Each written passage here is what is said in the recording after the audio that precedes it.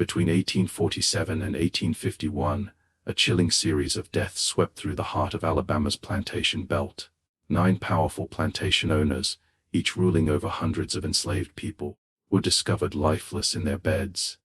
The cause of death was always the same: a crushed windpipe, no evidence of a struggle, and a detail that sent shivers down the spine of every slaveholder in the region. The bedroom doors were locked from the inside. These men collectively owned more than 400 enslaved souls, but investigators noticed a strange pattern in the records of each estate. Every one of the victims had recently acquired or traded for an unusually tall field hand, listed in the ledger simply as Jacob. No surname, no age, just that single name. And there was something else the authorities never included in their official reports. 7 of the 9 victims had their tongues cut out after death and placed in their own hands. The other 2 were found with their mouths stuffed with raw cotton, still attached to the bowl. Local newspapers, unable to explain the deaths, called it a plague of midnight apoplexy. But the planters whispered among themselves, knowing deep down that someone was coming for them. One by one, and there was nothing they could do to stop it. Before we continue with the tale of Silent Jacob and the terror that swept through Alabama's plantation country, do me a favor, hit that subscribe button. This story has been hidden away in courthouse basements and private family archives for over 170 years. And let me know in the comments where you're listening from.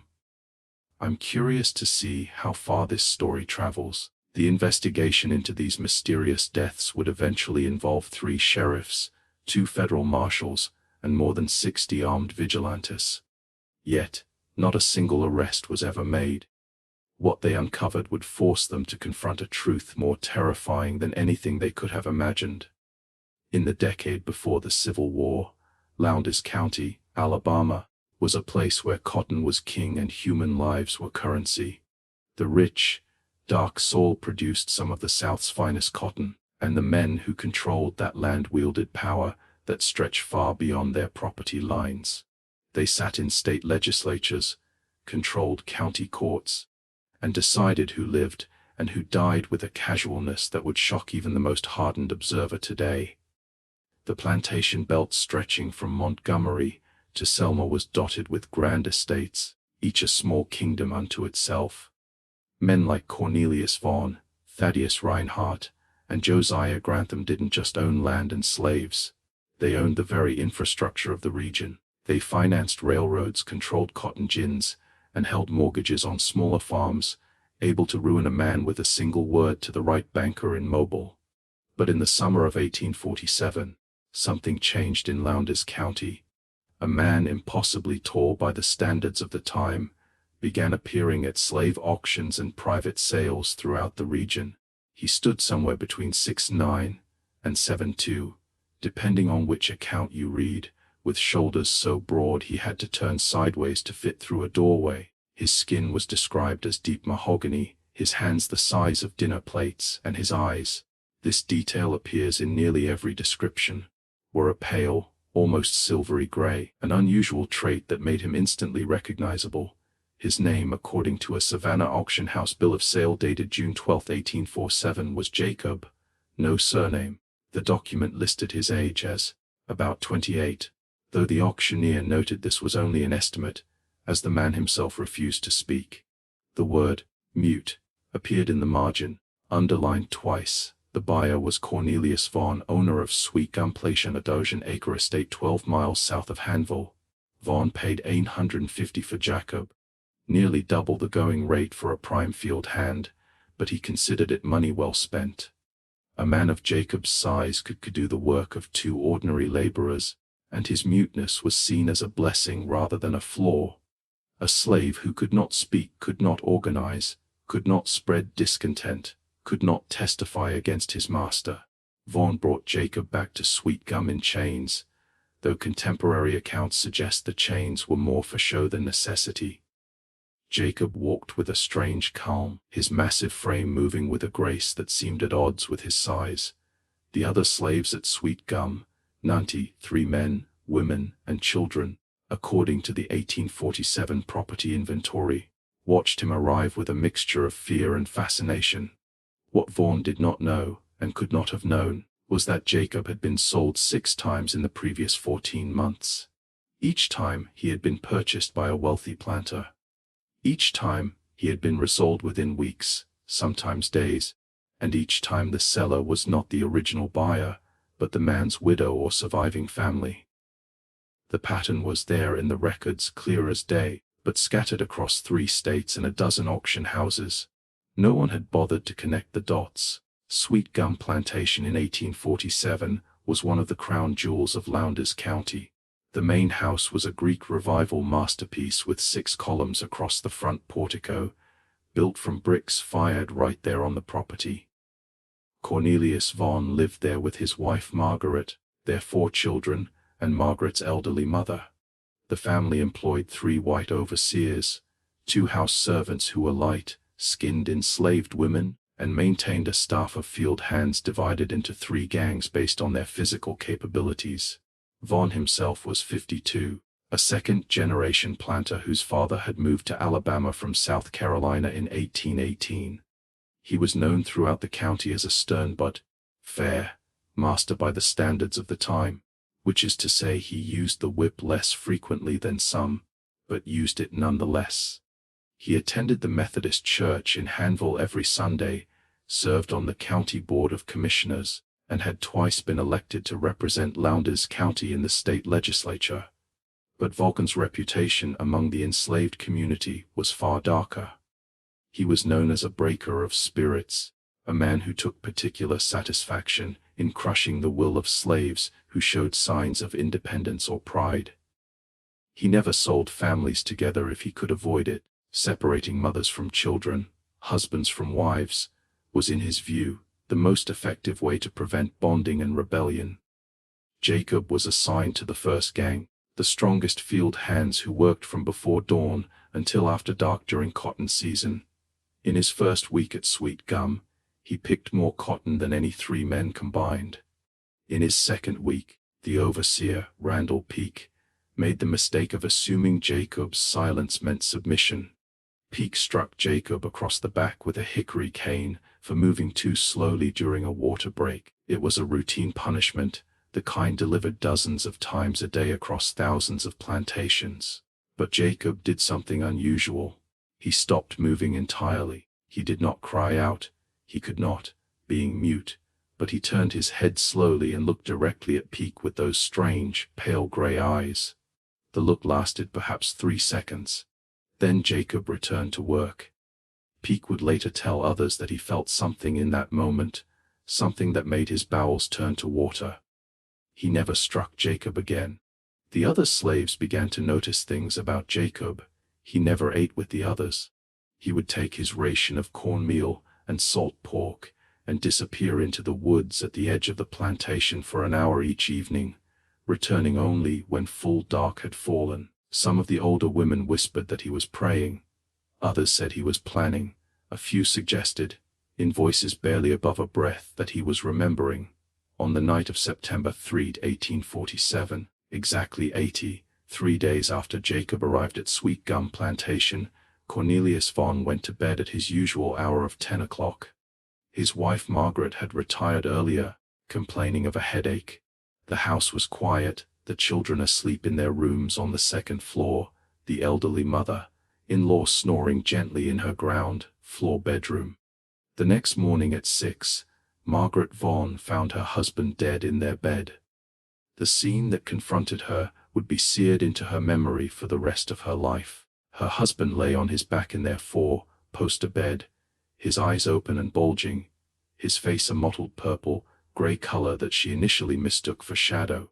His mouth was open wide, as if he had been trying to scream, but his tongue was gone, severed cleanly at the root. The tongue itself was placed carefully in his right hand, which had been positioned across his chest. But it was his throat that told the true story. The skin was unbroken, but the damage beneath was catastrophic. The county physician who examined the body 3 hours later wrote in his report that the hyoid bone was crushed, the thyroid cartilage shattered, and the larynx compressed so thoroughly that it had nearly flattened against the spine. The doctor estimated that the pressure required to inflict such damage would have been enormous, far beyond what any normal man could apply with his hands. The bedroom door was locked from the inside. The key was still in the lock. The windows were latched shut. There was no sign of struggle, no overturned furniture, no indication that Vaughn had fought against his attacker. The bed linens were barely disturbed. Most unsettling of all was the cotton.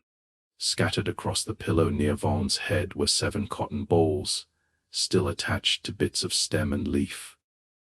They had been placed there deliberately, arranged in a semicircle around where his head had lain. The cotton had not come from inside the house. Margaret kept no raw cotton in the main residence. Someone had brought it in from outside. The investigation that followed was perfunctory at best. Sheriff Thomas Braddock arrived at Sweet Gum by mid-morning with 2 deputies. They interviewed the family, the white overseers, and a handful of house slaves. Everyone had the same story. They had heard nothing during the night. No screams, no sounds of struggle, no doors opening or closing. The house had been silent.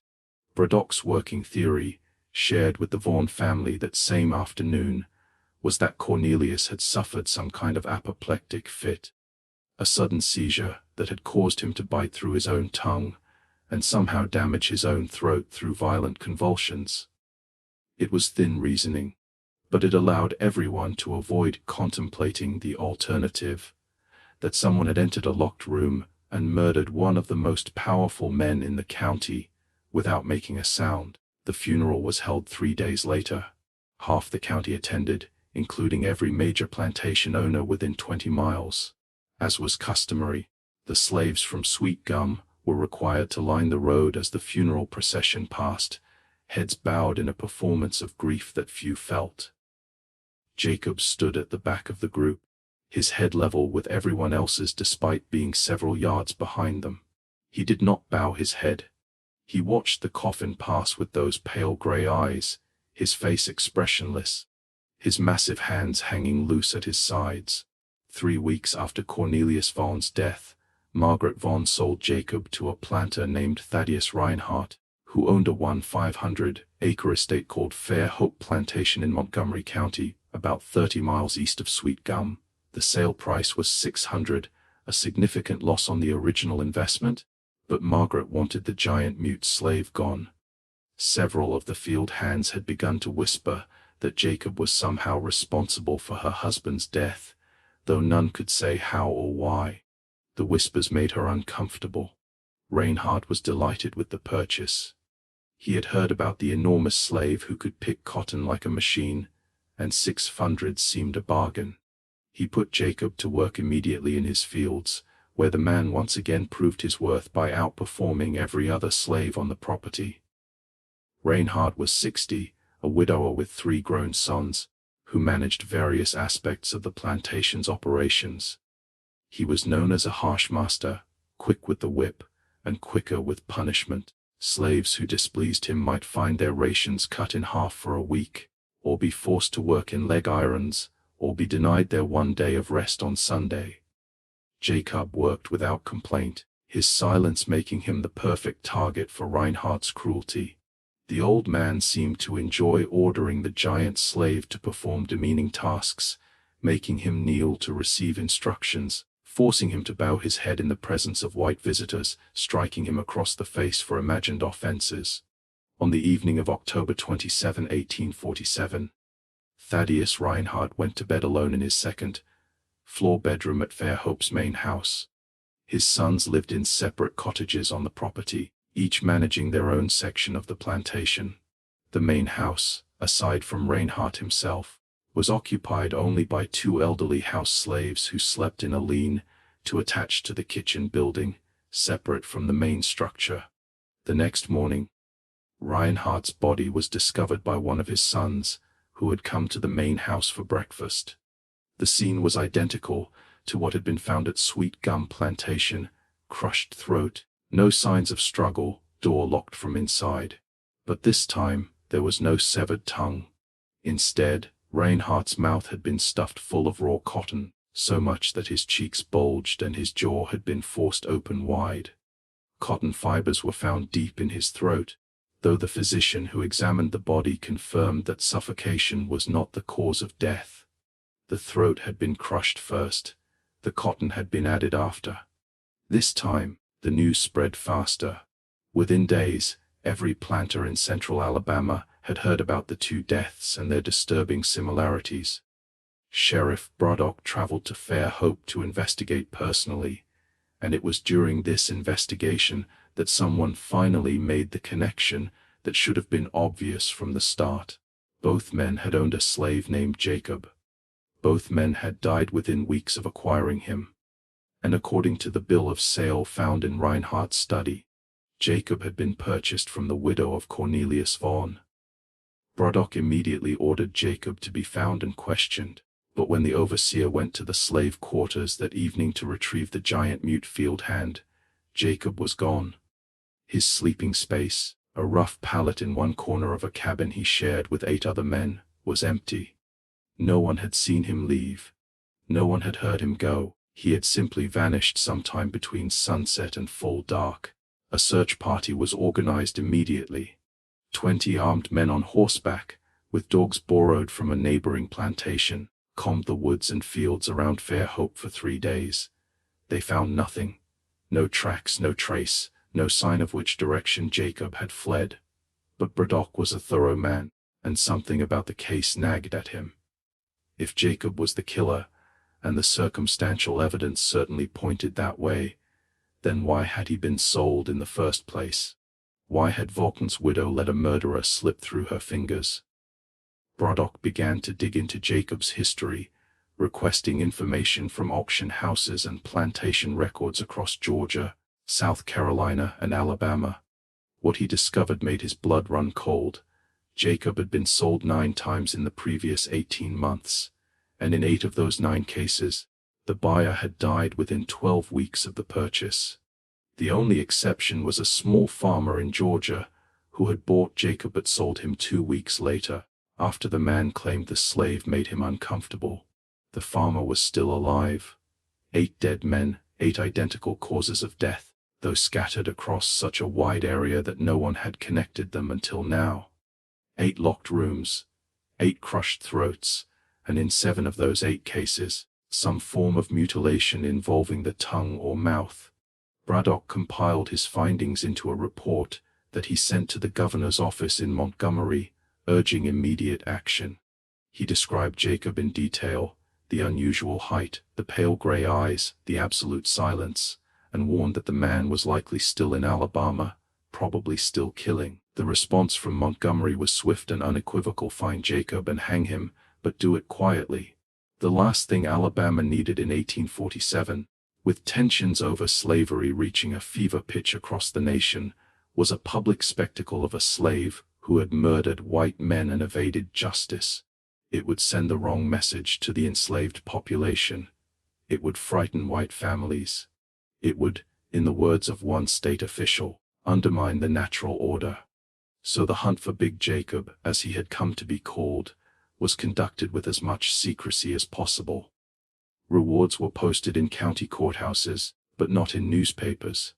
Descriptions were circulated among sheriffs and slave patrols, but not published for the general public. Plantation owners across central Alabama began taking precautions, locking their bedroom doors, keeping loaded pistols on their nightstands, having their most trusted house slaves stand guard outside their rooms at night. None of it would matter. The winter of 1847 was one of the coldest in Alabama memory.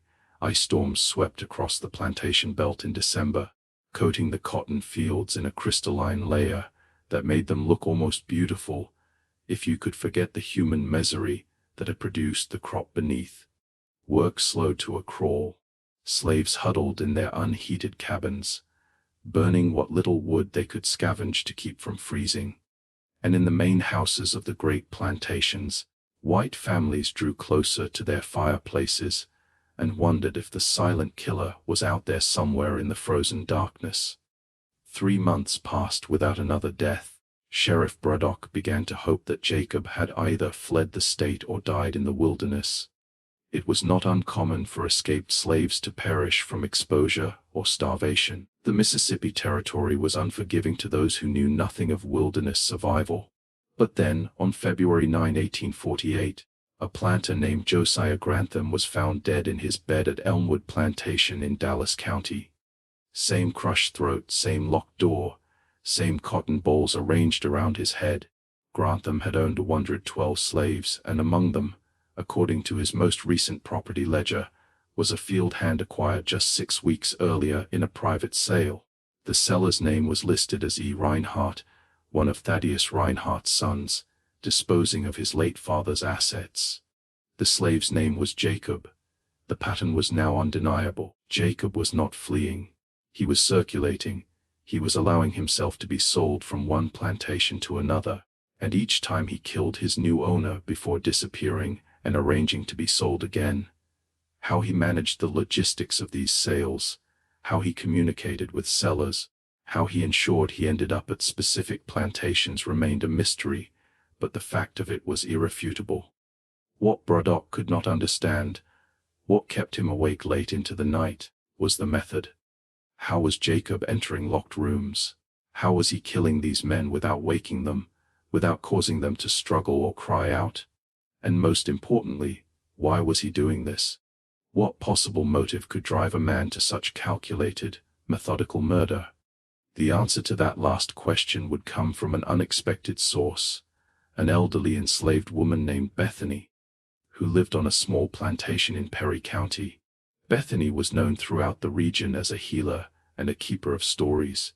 She was in her 80s, an extraordinary age for an enslaved person in that era, and she had been born in Africa, brought to South Carolina as a young girl on a slave ship. When word of the killings reached Perry County, Bethany asked to speak with the local sheriff. It was an unusual request. Slaves did not typically volunteer information to white authorities, but Bethany was respected even by the white population, who valued her medicinal knowledge. The sheriff agreed to meet with her. What Bethany told him was this: she had known a man matching Jacob's description 40 years earlier in South Carolina. He had been a young boy then, maybe 7 or 8 years old, already unusually tall for his age. His mother had been brought from West Africa, from a region where the people grew taller than anywhere else on the continent.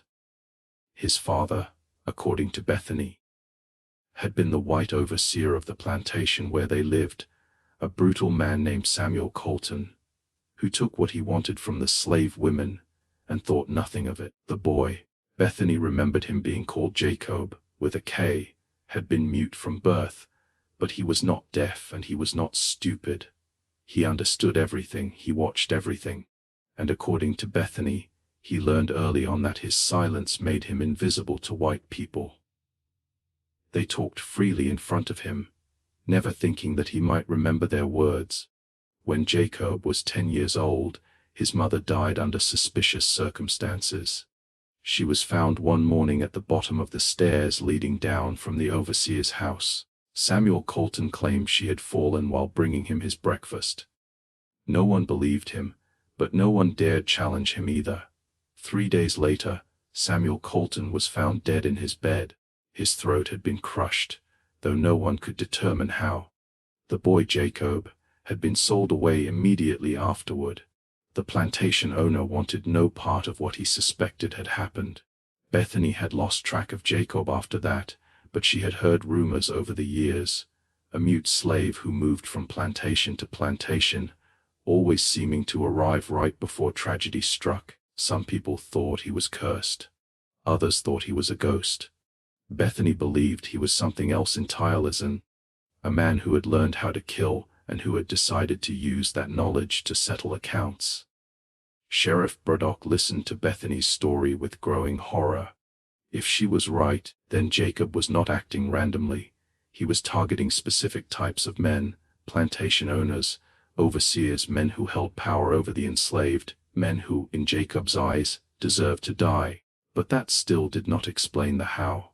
How did a man, even a man of Jacob's size and strength, enter a locked room and kill someone without being detected? The answer to that question would come from an unexpected witness, a 7-year-old boy named Thomas Grantham, son of the recently murdered Josiah Grantham. Thomas had been having nightmares since his father's death.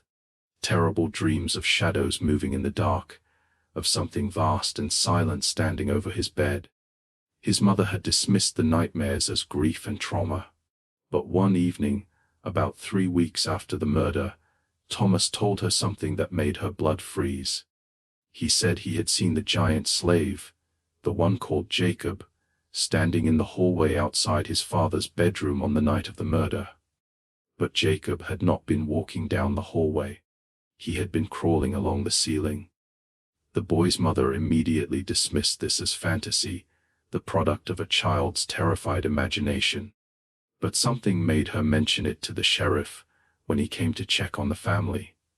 And something made Braddock take it seriously. He returned to Elmwood Plantation and examined the hallway outside Josiah Grantham's bedroom with fresh eyes.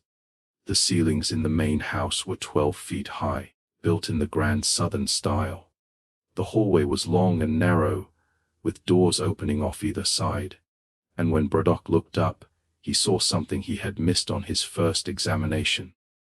There were marks on the ceiling beams, subtle indentations in the wood positioned at regular intervals, as if something very heavy had been pressed against them.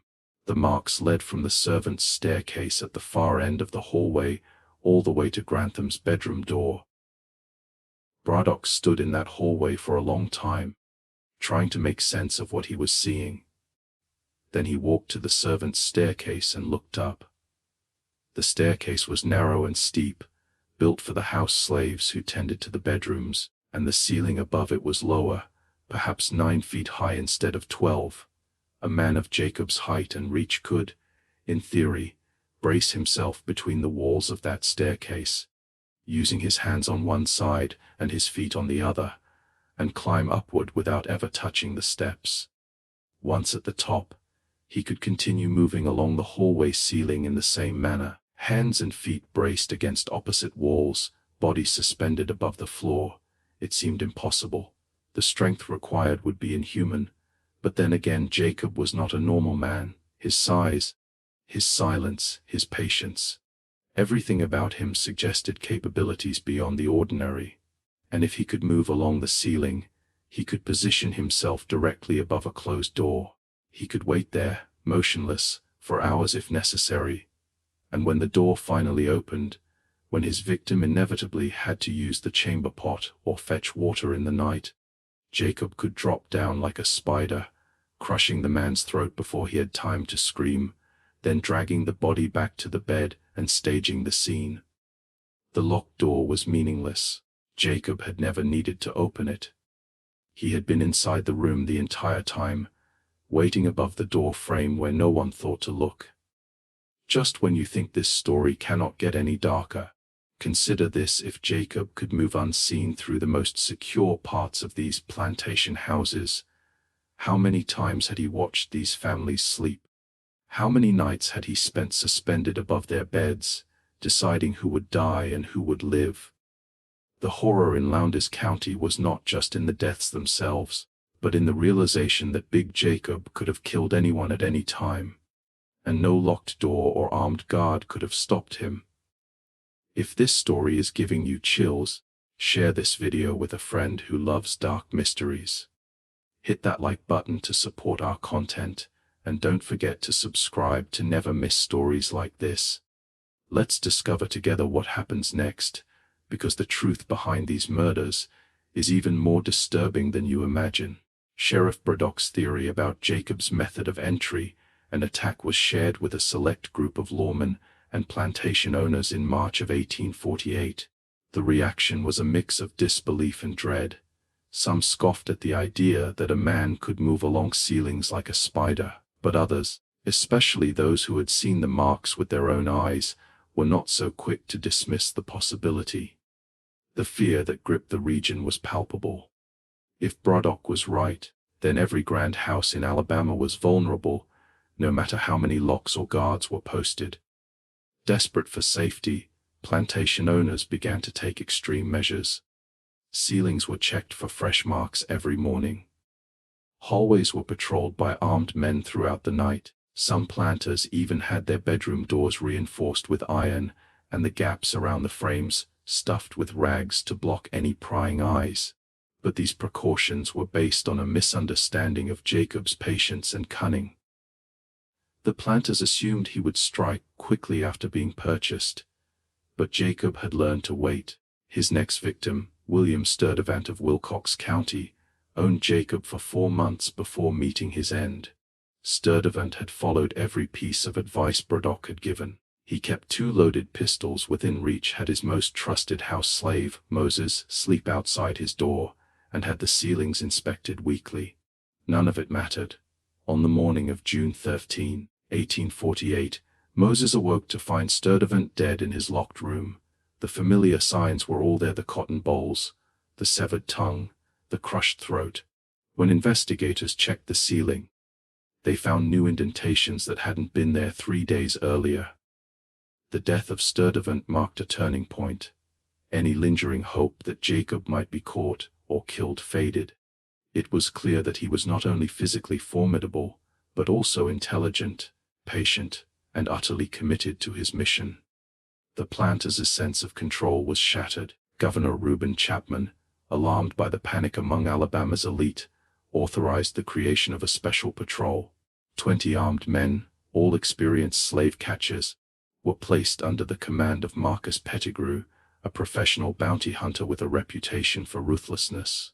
Pettigrew, a lean, weathered man in his early 40s, had spent 2 decades tracking down runaways.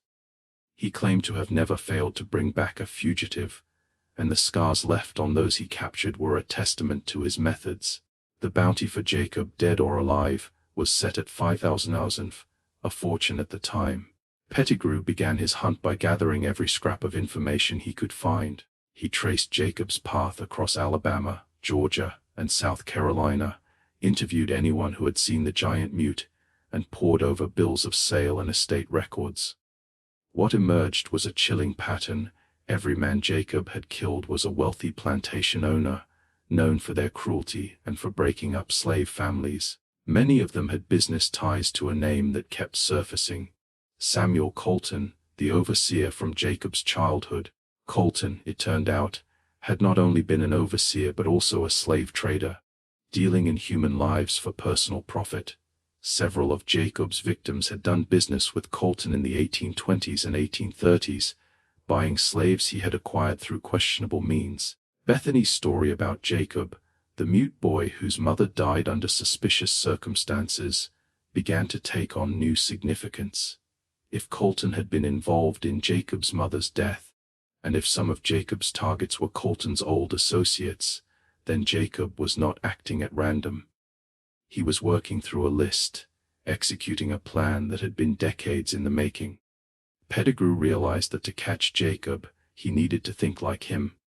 He obtained records from slave trading firms that had done business with Samuel Colton, cross-referenced them with current plantation owners, and came up with a list of 11 names. 8 of those men were already dead. The remaining 3, Nathaniel Harwick of Butler County, Isaiah Drummond of Choctaw County, and Preston Dane of Marengo County, were warned and placed under protection. Pettigrew divided his patrol into 3 groups, assigning each to guard one of the potential targets. For 6 weeks, nothing happened. The planters began to hope that Jacob had finally fled Alabama or perished in the wilderness. Pettigrew's men grew complacent, spending their nights drinking and their days sleeping off hangovers. Then, on August 2, 1848, Nathaniel Harwick was found dead in his bed. The scene was all too familiar: crushed throat, locked door, cotton balls arranged around his head, tongue severed and placed in both hands, folded as if in prayer. The patrol assigned to protect Harwick swore that no one had entered or left the house. They had checked every door and window, even inspected the ceiling twice during the night. Yet Jacob had struck again. Pettigrew was forced to confront a terrifying truth: Jacob had been inside the house before the patrol arrived, hidden somewhere in the structure, possibly for days. He had the patience to remain motionless for as long as necessary, and he knew these plantation houses better than the families who lived in them. The answer to how Jacob knew these houses so well came from a plantation ledger found in Harwick's study. In a section labeled Recent Acquisitions was an entry dated June 20, 1848. Jacob male, approx 30 years, mute field hand, purchased from W. Sturdivant estate sale, 400 Dalve. Jacob had been living at Harwick's plantation for 6 weeks, working in the fields by day, sleeping in the slave quarters by night, and waiting for his moment. When the patrol arrived, Jacob simply hid somewhere in the main house, perhaps the attic, perhaps a storage room, and waited for vigilance to waver. Pettigrew realized he had misunderstood everything. Jacob was not a fugitive, running from place to place. He was allowing himself to be sold, moving through the system that had enslaved him, using that very system as a weapon. He was invisible because he was exactly where he was supposed to be, working in the fields, living in the quarters, performing the labor expected of him. When the time came to kill, he used the access his status gave him. The death of Harwick sent shockwaves through Alabama's planter class. The realization that armed guards and locked doors provided no protection, that Jacob could be living and working on their own plantations without their knowledge, created a paranoia that bordered on hysteria. Planters scrutinized their slave populations with new suspicion. Any unusually tall slave, any who seemed too quiet or observant, any recently purchased hand became a target for interrogation. Isaiah Drummond took the most extreme precautions. He had every slave on his property examined by a physician, looking for any sign of the pale gray eyes. He fired all his overseers and hired new men from out of state.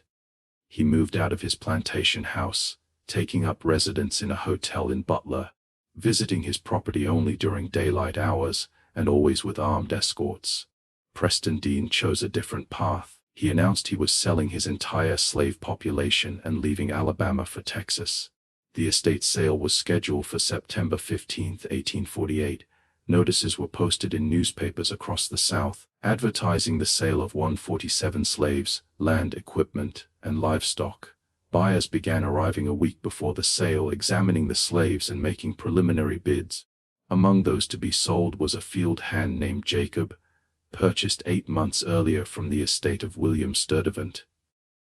Dean had not made the connection at the time, but after Harwick's death, he reviewed his records and immediately sent word to Pettigrew. Pettigrew arrived at Dean's plantation on September 10 with his full patrol. They found Jacob working in the cotton fields, moving down the rows with mechanical efficiency, his massive frame bent over the plants. When the patrol approached, Jacob straightened and regarded them with those distinctive pale gray eyes, his expression utterly blank. Pettigrew had brought heavy iron shackles, but when his men tried to restrain Jacob, he did not resist. He simply stood still, allowing the chains to be fastened. But as the first man reached for Jacob's wrist, Jacob did something that made every member of the patrol step back. He smiled. It was not a natural expression, but a mechanical, unsettling baring of teeth, as if he had learned to smile by watching others, but had never truly felt the emotion. In that moment, Pettigrew realized Jacob wanted to be captured. This was part of his plan. Jacob was chained to a post in the center of Dean's stable yard, under constant guard. For 3 days, he stood there, refusing food and water, never closing his eyes. On the 3rd night, something strange happened. One of the guards, Luke Ferris, claimed he saw Jacob's chains begin to glow faintly red, as if the metal was heating from within. All 4 guards on duty swore they saw the same thing. By the time Pettigrew arrived, the glow had faded, but the iron was warm to the touch and the links near Jacob's wrists showed hairline fractures. Pettigrew replaced the chains with even heavier ones and doubled the guard. The next morning, he made his decision. Jacob would be hanged at dawn, right there in the stable yard, and his body buried in an unmarked grave. There would be no trial, no public spectacle. The story would end here, quietly, as word spread among the enslaved people on Dean's plantation that Jacob would be executed at dawn. A strange, tense quiet settled over the quarters. The usual sounds of evening, soft singing, whispered prayers, the crackle of small fires, were absent. Instead, small groups gathered in silence, casting anxious glances toward the stable yard where the giant stood chained, unmoving, under the watchful eyes of armed guards. Preston Dean, despite his plans to leave Alabama forever, decided he would stay one more night to witness Jacob's hanging. He refused Pettigrew's offer to post guards inside his house, insisting that with Jacob chained and surrounded, there was no possible threat. That night, Dean locked his bedroom door, loaded his pistol, and placed it on the nightstand. For the first time in weeks, he slept soundly, but in the deepest part of the night, Dean awoke to a crushing pressure on his chest. Disoriented, he reached for his pistol, but his hand found only empty air. As his eyes adjusted to the darkness, he saw a face looming above him. Jacob's face, those pale, moonlit eyes reflecting the faintest light. Jacob's massive hands were wrapped around Dean's throat. Dean tried to scream, but no sound escaped. He struggled, but Jacob's grip was unbreakable. The last thing Dean saw was that unnatural, mechanical smile as the world faded to black. Meanwhile, in the stable yard, the guards reported nothing unusual. Jacob stood exactly as he had for days, eyes open, posture unchanged. When dawn broke, Pettigrew arrived to oversee the execution, only to find the household in chaos. Preston Dean was dead in his locked bedroom, throat crushed, tongue severed and placed in both hands, 7 cotton bowls arranged around his head. The door had not been opened, and the guards swore Jacob had been under constant watch all night. The impossible had happened. Jacob could not have killed Dean, yet the murder bore all the hallmarks of his previous victims. Pettigrew, standing in the blood-chilled room, realized that everything he thought he knew about the case was wrong. Jacob was at the center of the mystery, but he was not acting alone. Pettigrew returned to the stable and did what none of his men had done in 4 days. He spoke directly to Jacob. "You didn't do it," Pettigrew said quietly. "You couldn't have, but you know who did. You know how this is happening." Jacob's expression did not change, but after a long moment, he slowly raised his shackled hands and held up 9 fingers. 9, the number of plantation owners who had died, but also, Pettigrew realized with a chill, the number of people in Jacob's network. They were all at Dean's sale. Pettigrew muttered, the pieces falling into place. "The buyers who came to examine the slaves, they were your people. One of them killed Dean while you made sure all eyes were on you." Jacob lowered his hands, his smile widening just a fraction. Pettigrew acted quickly. He ordered his men to round up everyone who had attended the estate sale in the past week. Every buyer, every agent, every person who had set foot on the property. By late afternoon, 47 people stood in the stable yard, ranging from wealthy planters to middlemen and slave traders. They were indignant at being treated like suspects. But Pettigrew was not looking for white men. He was looking for someone who could move through Alabama's plantation society unnoticed. Someone who could enter homes and leave without question. "How many of you brought your own body servants?" Pettigrew asked the assembled buyers. 13 hands went up. 13 buyers had brought enslaved attendants with them. Men who had helped them travel, tended to their needs, and waited while their owners conducted business. "I want to see every one of those slaves," Pettigrew ordered. The 13 were lined up, a mix of ages and appearances. Pettigrew walked down the line, searching for something he couldn't quite name. Then he saw it. The 10th man was shorter than Jacob, perhaps 5'10", with lighter skin, but his eyes were the same pale gray, and his hands were unusually large. "What's your name?" Pettigrew asked. The man glanced at his owner, a planter named Ezekiel Finch, before answering softly, "Samuel, sir." "Samuel what?" "Just Samuel, sir. I don't have another name." Pettigrew told him to remove his shirt. Reluctantly, Samuel complied, revealing a heavily muscled torso and, on his left shoulder, a brand of stylized SC, the initials of Samuel Colton, the overseer who had died in South Carolina 40 years ago. "You were one of Colton's slaves," Pettigrew said. "How many others survived?" Samuel said nothing, but his eyes flicked toward Jacob, still chained to the post. Pettigrew felt the full horror of the truth settle over him. Jacob had not been working alone. He had built a network of slaves across multiple states, all connected by their shared history with Colton and his associates. They had passed information, arranged sales, and positioned themselves on plantations where Colton's former partners now lived. While Jacob drew attention with his size and silence, the others, men like Samuel, who could speak and blend in, did the actual killing. Pettigrew ordered his men to check the other attendants for the same brand, for gray eyes, for any sign of connection to Colton. By nightfall, they had identified 6 more among the 13 who bore Colton's mark or other signs of the network. That made 7, plus Jacob, 8. But Jacob had held up 9 fingers. The last member was still out there, and one of them had killed Dane. The interrogations began immediately, but none of the suspects would speak. They simply stared at their interrogators, silent and defiant.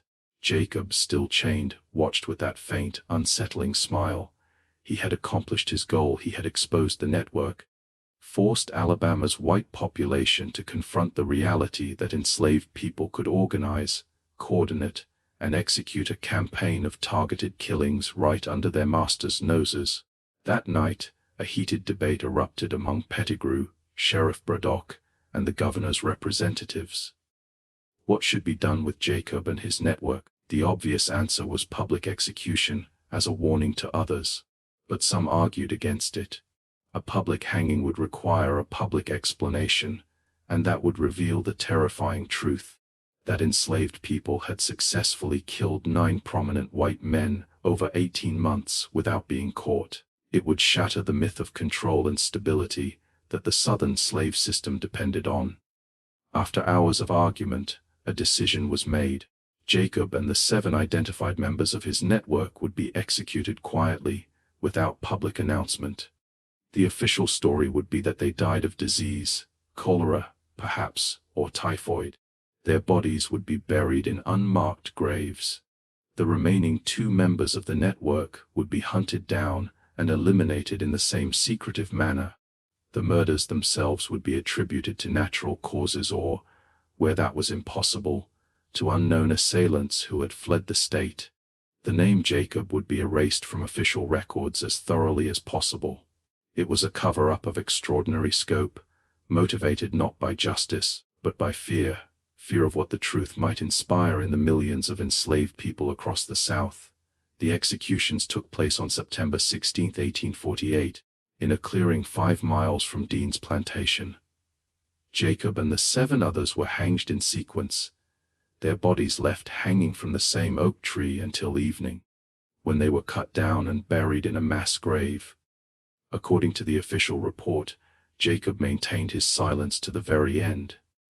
He did not struggle as the noose was placed around his neck. He did not attempt to speak, to explain himself, or to justify his actions. He simply stood on the platform, his pale gray eyes scanning the faces of the men who had gathered to watch him die, and he smiled that same mechanical, unsettling smile. Then the platform dropped, and Big Jacob the Silent was no more. The hunt for the remaining 2 members of Jacob's network continued through the fall and winter of 1848. Pettigrew devoted months to the search, traveling across Alabama, Mississippi, and Georgia, following rumors and investigating any slave who showed the distinctive physical traits: unusual height, gray eyes, hands too large for their frame. He found one in January 1849, working on a plantation in Clark County. The man was hanged quietly, his death attributed to an accident with farm equipment. But the 9th member of the network was never found. Pettigrew searched for 3 more years before finally abandoning the hunt in 1852.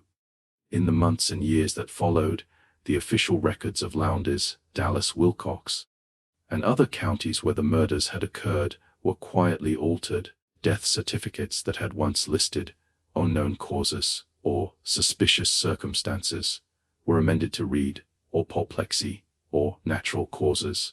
Estate ledgers that mentioned a slave named Jacob were edited, his name replaced with generic identifiers or erased entirely. Even newspaper archives that had briefly reported on the mysterious deaths were sometimes physically altered, pages removed, reprinted, or replaced with versions that omitted key details. The conspiracy of silence was remarkably effective. Within a decade, the story of Big Jacob had faded from public memory among Alabama's white population. The few who remembered the events were reluctant to discuss them, partly because they had been instructed not to, and partly because the truth was simply too disturbing to contemplate. The official narrative of the Old South, carefully curated in museums and on historical plaques, made no mention of the silent giant or the network he had built. But the story did not die. Among the enslaved, it was whispered from one generation to the next, passed down in the hush of night, around fires, and in the secret gatherings where hope and resistance were kept alive. The tale changed with each retelling, as oral histories do, but certain details remained. A giant man who could not speak, a network of the oppressed who struck back against their tormentors, a campaign of justice that the authorities could neither prevent nor fully understand. Some versions of the story claimed that Jacob possessed supernatural powers, that he could walk through walls, become invisible, or even control the minds of his enemies. Others insisted that he had never been caught, that the execution was a ruse, and that Jacob had escaped to the north, where he continued his work in secret. Still others believed that he was only one of many, and that the network he helped create continued to operate long after his death, quietly eliminating the worst of the slave owners and overseers. What can be pieced together from the scattered fragments of records and second-hand accounts is both simpler and more remarkable than any legend. Jacob, called Jacob in his childhood, was born into slavery around 1819 in South Carolina. His mother, a woman of extraordinary height, had been brought from West Africa as part of the last generation kidnapped before the international slave trade was banned. His father was Samuel Colton, the white overseer who used his position to brutalize the women under his control. Jacob's muteness was likely congenital, but it became his greatest asset. White people assumed that a slave who could not speak was less intelligent, less capable, less human. This allowed young Jacob to listen and learn things most enslaved children never would: the names of traders, the routes of the domestic slave trade, the connections between powerful men. When his mother died, almost certainly murdered by Colton, Jacob killed the overseer using a method he would perfect over the years, hiding in the ceiling space above the bedroom, waiting for his victim to sleep, then dropping down to crush the windpipe before a sound could be made. The 10-year-old boy was sold away immediately, and for the next 3 decades, he moved through the slave system, learning its mechanics, identifying the men most deeply involved in its cruelties, and finding others like himself. People who had suffered at the hands of Colton and his associates, people willing to risk everything for revenge. The network Jacob built was remarkable for its patience and sophistication. Its members did not act out of blind rage. They targeted specific individuals who had committed specific atrocities, eliminating them with careful planning and coordination. The decision to use Jacob as the visible element of the network, allowing him to be sold from plantation to plantation, drawing attention to himself while others did the actual killing, was a strategy born of necessity. His size and muteness made him memorable, but also made him the perfect decoy. By focusing suspicion on himself, he drew attention away from the others, allowing them to operate with greater freedom. The cotton balls and severed tongues were not random. They were messages. Some historians believe the cotton represented the crop that sustained the slave system, while the severed tongues symbolized the stolen voices of millions forced into silence. Others think the symbols had personal meaning, tied to Jacob's mother or to Colton's career as a slave trader. Whatever their origin, the symbols left a mark on the memory of those who saw them. Jacob's campaign succeeded in its immediate goal. 9 men who had profited from Colton's slave trading activities died as a direct result of the network's actions. Several others, like Isaiah Drummond, fled Alabama, selling their slaves and abandoning their plantations out of fear. The economic impact on Alabama's plantation system was significant enough to be noted in contemporary financial records, but the longer-term effect was more subtle and perhaps more important. The story of Big Jacob, even in its suppressed form, became part of the underground narrative of resistance. It showed that the system could be penetrated, that careful planning and coordination could overcome even the most secure defenses, and that justice, however rough and bloody, was possible even for those stripped of all legal rights. In the years leading up to the Civil War, there were other incidents in Alabama and neighboring states that bore similarities to Jacob's methods. Plantation owners found dead in their beds, throats crushed, rooms locked. No signs of struggle. These incidents were never officially connected to Jacob's network, and it is impossible to know whether they were the work of surviving members or simply inspired by the legend.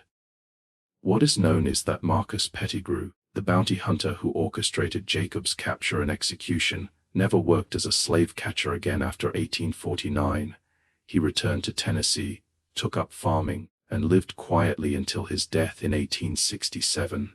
In his later years, family members claimed he would sometimes wake in the night, convinced that eyes were watching him from the ceiling above his bed. Sheriff Thomas Braddock served in Lowndes County until 1861, when he resigned and fled to Texas rather than be conscripted into Confederate service. He died there in 1863, reportedly of pneumonia, though some whispered he was found dead in his bed with injuries that were never fully explained. The plantation houses where the murders took place still stand in various states of preservation. Sweet Gum Plantation, where Cornelius Vaughn died, is now a bed and breakfast that makes no mention of its dark history. Fairhope Plantation burned in 1852 under mysterious circumstances and was never rebuilt.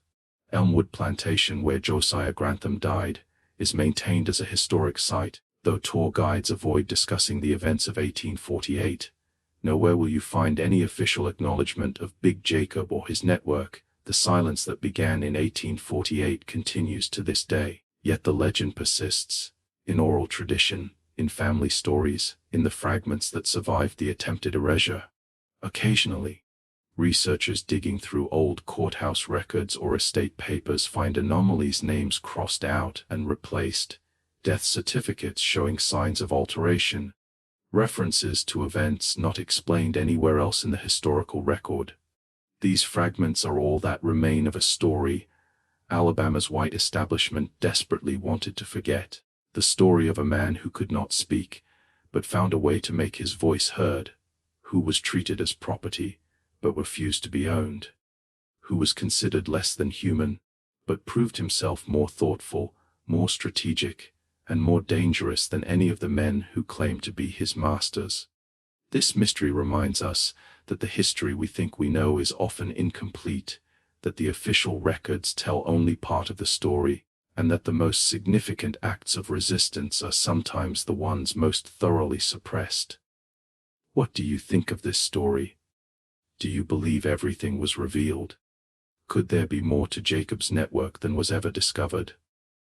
Leave your thoughts in the comments. If you enjoyed this tale and want more dark stories like this, subscribe to the channel and hit the notification bell. See you in the next video.